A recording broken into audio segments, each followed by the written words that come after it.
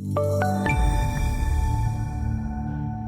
afternoon. This is Todd Colvin coming to you from the floor of the CME Group. We are talking gold, and gold was up on Friday. We had the early overnight highs put in after the Syrian incident. We had the non-farm payroll came in on the headline, looked pretty weak.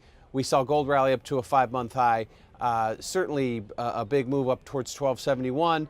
And it looked like the market was going to continue to push higher. Alas, we did see an afternoon sell-off, normalization across the board in all markets.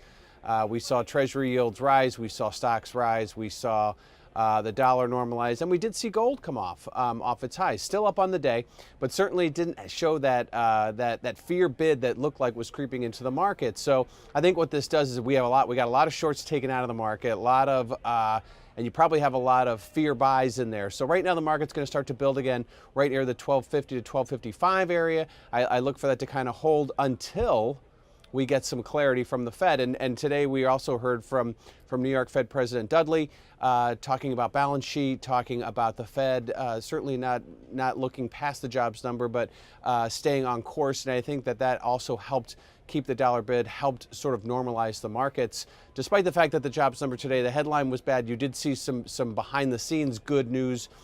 Certainly from the household sector, and that in itself kind of kept the market, I think, from really throwing in the towel on any Fed rate hikes. If you look over in Fed fund futures, they're telling you that there's still 50 to 60% chance that the Fed's going to go. So gold prices, while they did make new highs, certainly were unable to sustain them, at least until we get more clarity. Now, as we move forward, yeah, there's still a lot of uncertainty, and I don't think gold's gonna collapse here under its own weight, despite the fact that we saw that big move up and a big move down very quickly.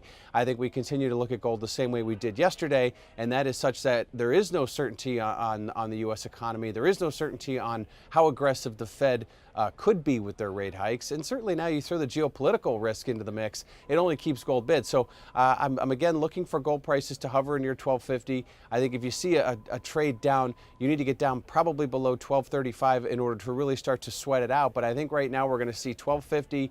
Make a slow move back to 1270, refill that gap, or the single prints we put in to the highs and back, and I think that would certainly reaffirm the fact that gold is not going anywhere, at least until we get confirmation, which isn't going to be tomorrow. It isn't going to be on Monday.